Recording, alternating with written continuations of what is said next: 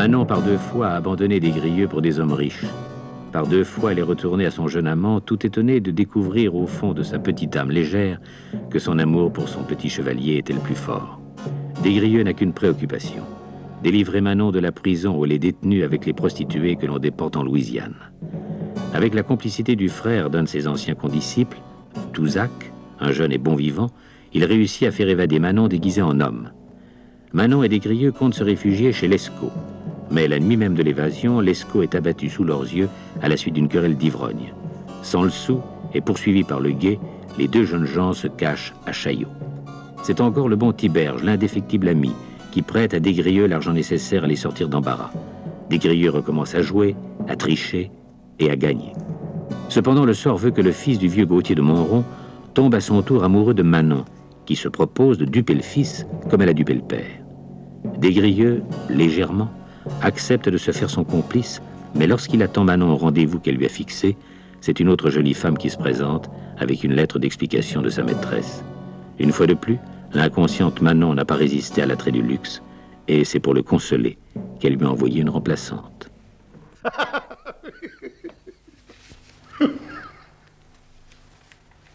Oh!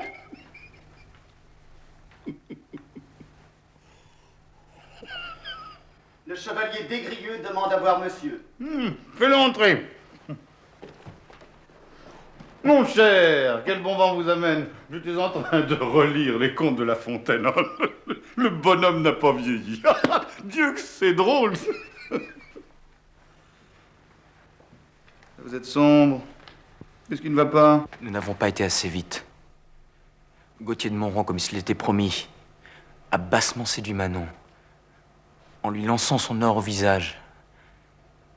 Son amitié était feinte. Elle est chez lui en ce moment. C'est vilain. Oh, et pour vous, et pour moi, qui vous l'amenez sur l'honneur. On peut se prendre les femmes, mais pas comme ça. C'est une insulte à l'amitié. Je m'habille, je prends mon épée, et c'est lui qui m'en rendra raison. Non, cela je le pourrai moi-même. Je suis venu vous demander autre chose. Je dois voir Manon tout de suite, seule à seule, à tout prix. Elle m'aime. Et je suis sûr que je peux la regagner si je lui parle. Il faut éloigner Montrond de l'hôtel qu'il lui a loué et où il est avec elle en ce moment, dans l'instant même. Croyez-vous le pouvoir? Il est tard. Si je l'invite à dîner, il me dira qu'il n'est pas libre. J'ai une idée. Je vais lui écrire d'un cabaret où je vais me rendre à l'instant. Là, je le prierai de venir me rejoindre pour une affaire très importante dont je ne peux pas lui donner le détail et qui ne souffre aucun retard. Il est gentilhomme et il est mon ami. Il viendra. Là, je lui dirai que je viens de perdre au jeu une très grosse somme avec un homme que je ne veux pas faire attendre. Le temps qu'il prendra pour me mener à son coffre et me compter l'argent, vous l'emploierez à voir Manon. Je finis de m'habiller et nous y allons.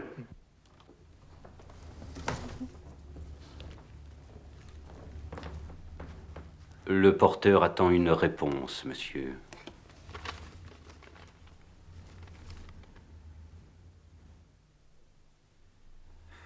C'est ennuyeux, ma chère. Touzac m'appelle de la Corne d'Or où il me demande de le rejoindre immédiatement. Il me dit que c'est grave. Ça doit être une affaire d'honneur. Mon manteau, mon épée. Qu'il aille dire à son maître que j'arrive. Une chose bien encombrante, l'honneur. Mais enfin, c'est une de nos rares justifications. Je dois m'y rendre. Aurez-vous la bonté de m'attendre un peu, ma chère? Je vais régler cela le plus vite possible. Certainement, monsieur. Vous êtes un ange. Au diable les devoirs de l'amitié. Je m'ennuie déjà de vous.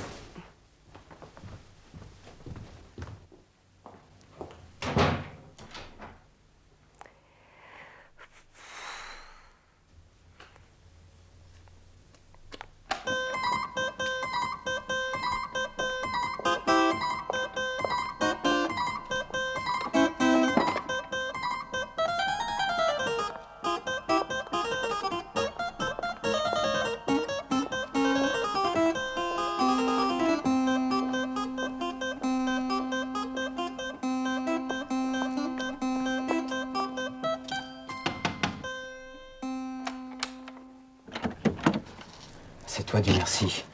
Peux-tu me conduire auprès de mademoiselle sans être aperçu? Oui, je suis seul de garde. Mon collègue vient de sortir.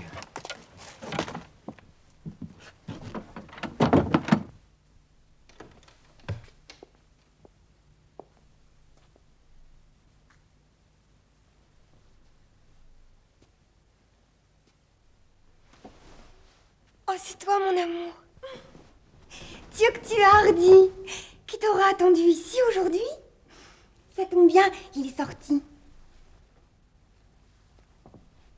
Tu me repousses. Tu es fâché. Je vais t'expliquer, mon chéri. Tout ce que je fais, c'est pour toi.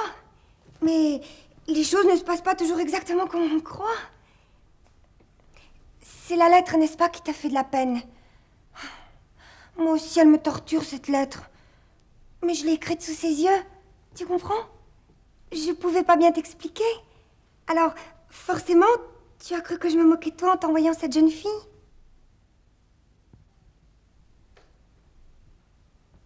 Oh, c'est trop bête. Je vais t'expliquer, mon chéri. Et je suis sûre que tu vas comprendre. D'abord, quand je suis venue ici, nous étions d'accord sur ça tous les deux, non? Quand je suis venue ici le rejoindre, il m'a reçue comme une princesse. Tu as vu comme c'est beau, l'hôtel qu'il a loué pour moi? Il m'a compté tout de suite les 10 000 livres. Mais avec beaucoup de tact, tu sais. Au fond, il est mieux qu'on le croit. Et puis, il m'a donné de très jolis bijoux. Tu vas rire, mon biquet. Le bracelet, le collier de perles, c'était les mêmes que m'avait donné le père. Crois-tu que c'est drôle? Tout ça devait appartenir à la maman qui est morte. Alors, nous avons fait une très jolie collation, servie par un tas de domestiques à qui il a dit que j'étais désormais leur maîtresse. Et puis, tu sais ce que nous avons fait? Nous nous sommes mis à parler de toi, mon chéri. Et très gentiment, tu sais. Il m'a d'abord demandé si je pensais à toi et si j'avais eu quelques regrets de te quitter. Moi, fine mouche, je lui ai dit que je t'aimais beaucoup, naturellement, qu'il n'était pas question de t'oublier, mais que notre amour était une chose ancienne, qui avait eu le temps de se refroidir un peu et que... Il le fallait, tu comprends? Il le fallait pour qu'il ne se doute de rien. Et que, n'étant pas très à ton aise, tu ne considérais peut-être pas ma perte comme un grand malheur, puisqu'elle te délivrerait d'un fardeau. C'était bien trouvé, non? Pour qu'il se doute de rien. Alors là, il a été très bien. Vraiment, si tu l'avais écouté, tu aurais été obligé d'en convenir. Il m'a dit qu'il t'aimait beaucoup, qu'il te trouvait un grand mérite, qu'il espérait garder ton amitié, et que, si tu pouvais être d'humeur à bien vivre avec nous, il serait le premier à t'offrir ses services et à t'aider de tout son pouvoir. C'était plutôt gentil, tu trouves pas? Alors, gentiment, toujours pour te consoler, et puis pour t'éviter de te morfondre trop longtemps dans ton fiacre, il a eu l'idée de t'envoyer cette jeune fille, qui a été sa maîtresse autrefois. Il l'a envoyée chercher, je l'ai trouvée jolie, et comme je pensais bien que mon absence te ferait de la peine, c'est sincèrement que j'ai souhaité qu'elle puisse te désennuyer un moment. Parce que je ne suis pas jalouse, moi. Tu l'as renvoyée? Oui. Ah bon. J'aime tout de même mieux. Et cette nuit, toi? Avec qui l'aurais-tu passé? Mais mon chéri, Sid, dans le cas où... Oh, tu as juré de me rendre malheureuse, puisque je te dis qu'il ne m'a pas touchée. Je veux le croire. Mais tu crois, toi, qu'il aurait fait tout ce qu'il a fait pour toi pour te laisser passer la nuit comme une vestale? La nuit. Tu parles toujours de la nuit. On devait se retrouver à 7 heures tous les deux, non? Oui, mais tu n'es pas venu. Tu vas me suivre tout de suite, Manon. Sans rien? Oui, sans rien. Mais les 10 000 livres, il me les a donnés, elles sont à moi maintenant. Non, tu n'emporteras rien. D'ailleurs, nous n'avons que quelques minutes. C'est moi qui l'ai éloigné avec la complicité de Touzak, qui le retient dans un cabaret. Il peut revenir d'un moment à l'autre. Et si je le revois, je le tue. On a frappé. Si c'est lui, je le tue. Mais mon chéri, il ne t'a rien fait.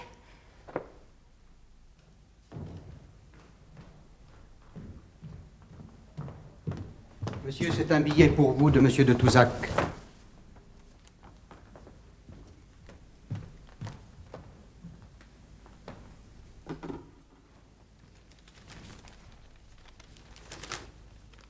Touzak, toujours léger, n'avait pu résister à l'envie de rendre la chose plus drôle.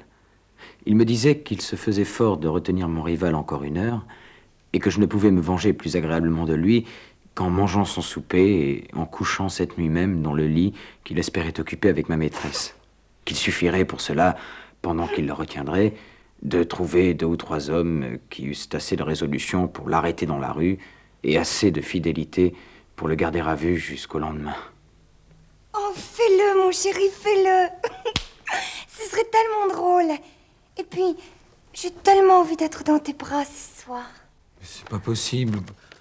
Comment veux-tu... Essaie-le. Essaie-le au moins. Nous allons nous venger du père et du fils d'un coup. C'est inespéré.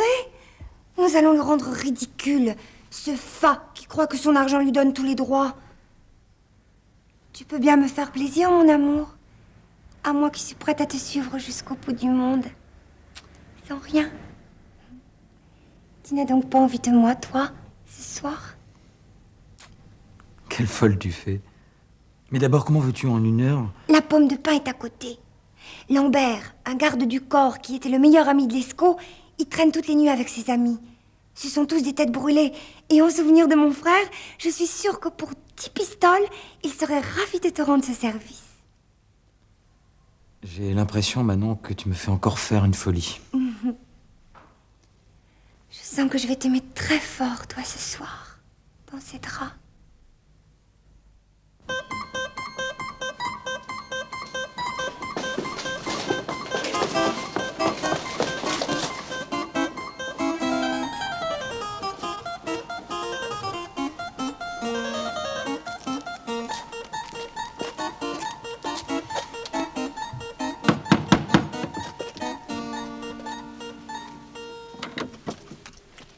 Je suis bien chez monsieur Gauthier de Monron? Oui, monsieur, mais monsieur s'est absenté. Je sais. Je voudrais parler de sa part à mademoiselle Manon Lescaut.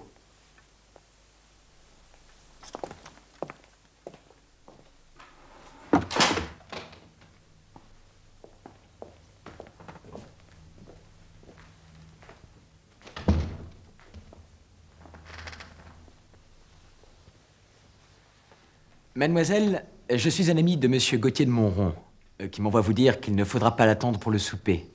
Il lui est survenu une affaire grave qui le retient malgré lui. Il m'a prié de venir vous en faire ses excuses et, si cela vous agréait, de bien vouloir vous tenir compagnie en attendant son retour. Ce sont là les petits devoirs de l'amitié, mais avec une si jolie personne, je vous prie de croire, mademoiselle, que je les considère comme une très grande faveur. Monsieur, les amis de monsieur de Monron sont les miens.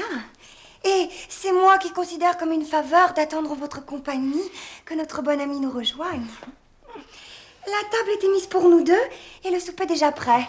Je vous avoue que je commençais à m'impatienter car je meurs de faim. Si vous voulez bien m'offrir votre bras, monsieur, je crois que nous pouvons passer à table.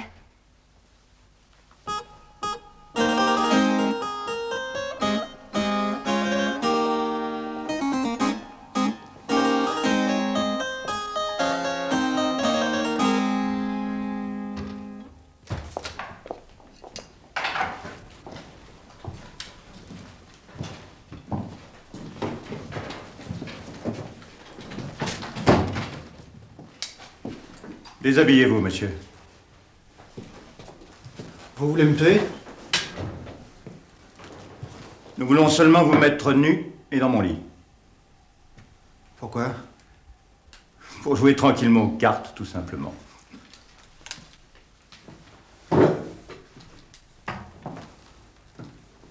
Paris est une ville terrible.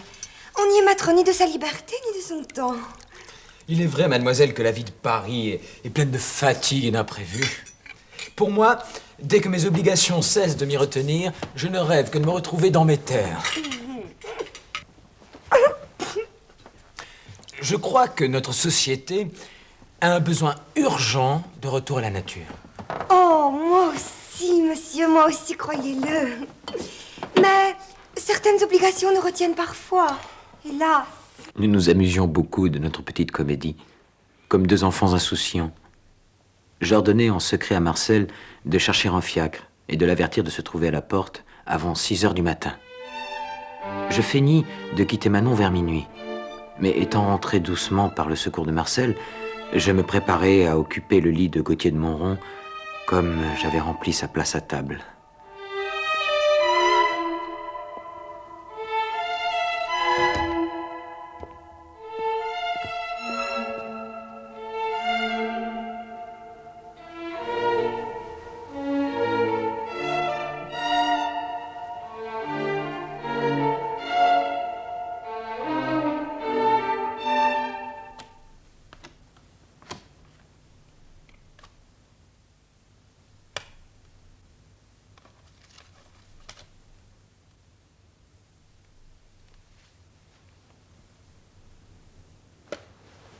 Pendant ce temps-là, notre mauvais génie travaillait à nous perdre. Mais je te demande pas ça, imbécile. Je te demande de me dire ce qu'il a fait cet après-midi. Mais je vous l'ai dit, monsieur. Tu es bien sûr qu'il ne s'est querellé avec personne? Certain, monsieur. Je ne l'ai pratiquement pas quitté, monsieur. Tu es bien sûr qu'il n'est pas allé dans une maison suspecte? Tu vois ce que je veux dire? Non, monsieur. Je l'ai accompagné parfois chez la Guimard, qui lui procure de jolies filles, mais pas aujourd'hui. D'ailleurs, monsieur... Quoi d'ailleurs, monsieur? Ce sont des choses qu'un bon valet ne doit pas voir, monsieur. Et encore moins répéter. Mais le danger m'ouvre la bouche, monsieur. Le danger t'ouvre la bouche, mais il n'en sort rien. Que monsieur me pardonne de manquer de discrétion professionnelle, mais monsieur est amoureux, monsieur. Depuis peu. D'une jeune personne qu'il a enlevée à un autre monsieur, et pour laquelle il a fait une très grande dépense dans un joli hôtel qu'il a loué pour elle. Débauché. Continue. Il y a passé l'après-midi avec elle, tranquillement, et au moment de souper, on est venu le chercher de la part d'un ami de monsieur qui l'a retenu plus d'1 heure au cabaret. Et quel ami? J'attendais dehors, monsieur, je ne l'ai pas vu. C'était une affaire d'honneur, à ce que j'ai cru comprendre, et ce sont des choses où on ne mêle pas les domestiques. Monsieur est enfin sorti. Il est allé jusque chez monsieur. Chez qui? Chez monsieur. Enfin, je veux dire chez lui, à son vrai logis, prendre une grosse somme dans son coffre que nous avons apporté à l'autre monsieur. Le monsieur que je n'ai pas pu voir. Et puis nous sommes rentrés. Et puis tout d'un coup, au coin d'une rue, ces hommes ont surgi. Avec des pistolets. Ça fait peur, monsieur. Et tu pourrais les reconnaître? Non, monsieur. Ils étaient masqués. C'est une querelle d'amour, à n'en pas douter. Quelle heure est-il? Je ne sais pas, monsieur. Je n'ai jamais eu de montre. C'est monsieur qui me dit l'heure. Bon, habille-moi, toi. Quelle heure est-il? 10h30, monsieur. Viens. Quoiqu'il fût plus de 11 heures du soir, il ne balança pas à se rendre chez le lieutenant général de police. Et lui ayant demandé une escouade du guet pour se faire accompagner, il courut lui-même jusqu'à la rue où son fils avait été arrêté. C'est ainsi qu'il parvint à la maison de cette nouvelle maîtresse où il se figurait que son fils pouvait être retourné. Nous allions nous assoupir. La porte de la chambre étant fermée, je n'entendis pas celle de la rue.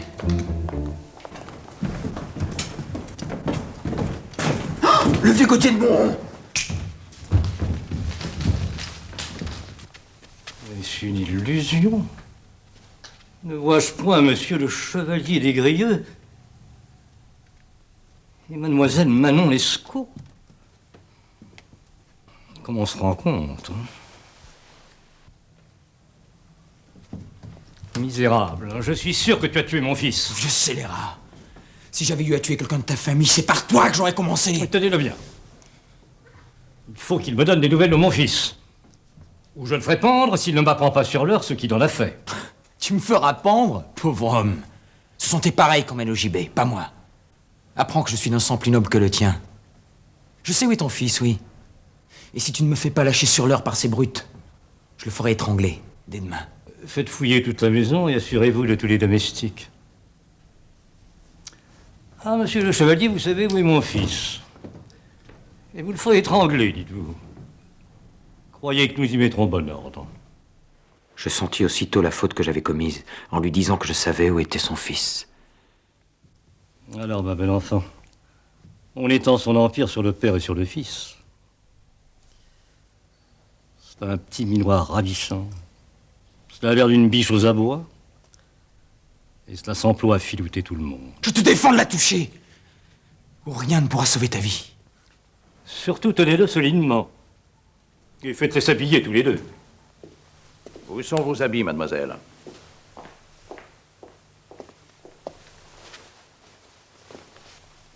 Vous savez les passer vous-même, ou si vous voulez qu'on vous aide? Je t'interdis, maraud! Mon petit monsieur, passez votre culotte au lieu de m'interdire. C'est nous qui commandons ici. Nous sommes tous engagés depuis 2 jours, monsieur, sauf Marcel, qui avait servi la demoiselle avant. Qui est-ce, Marcel?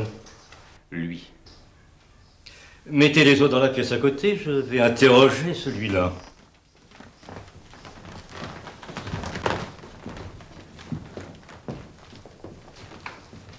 On prend les gens de ton acabit, mon garçon, et relativement pour peu de choses, je l'avoue. Ma voisine a fait pendre il y a 15 jours sa servante pour un mouchoir de dentelle dérobé. J'ai trouvé ça un peu exagéré, la fille était jolie. Mais enfin, ce sont les lois. Il faut bien tenir ses domestiques, sinon où irait-on? Pour les cas les plus graves, enlèvement suivi de violence, par exemple, on roue. T'as déjà vu rouer? C'est plus long. J'ai rien fait. L'enlèvement, j'y étais pas. J'ai pas quitté la maison. Difficile de prouver qu'on n'a rien fait. Même quand on n'a rien fait. Quelquefois plus difficile que quand on a fait quelque chose. D'avoir quelque chose à cacher, cela soutient. Pendant la question. Si j'ai l'habit sauve, je dirai tout ce que c'est. Ah, il y a donc plus grave que cette escapade. Si ce que tu me dis m'intéresse, je peux te garantir la vie. Et même te récompenser. Tâche d'être intelligent. Ils ont parlé devant moi. Le jeune homme, on le garde seulement et on le délivrera au matin. Ils devaient se sauver ensemble, pendant que mademoiselle serait à la comédie, avec l'argent et les bijoux qu'elle s'est fait donner par monsieur. Je veux dire, monsieur votre fils, monsieur, pas monsieur, mon ancien monsieur. Ils avaient tout préparé dans la cassette qui est cachée dans le cabinet de mademoiselle. C'est moi qui devais l'emporter quand elle quitterait la comédie au milieu de la pièce pour rejoindre monsieur. Je veux dire, mon ancien monsieur, monsieur. Il serait filé en laissant mon nouveau monsieur attendre dans la loge. Mais moi, j'avais pas dit oui. Vous le direz au juge que j'avais pas dit oui.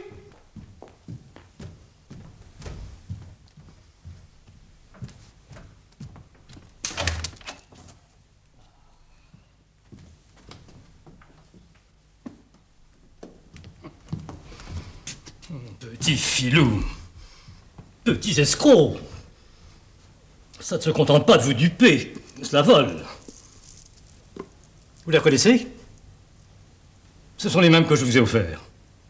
Il faut croire qu'ils étaient à votre goût, ma belle. Les pauvres enfants, hein? Ils sont bien aimables, tous les deux. Mais ils sont un tout petit peu fripons. Finissons-en, monsieur. De quoi est-il question?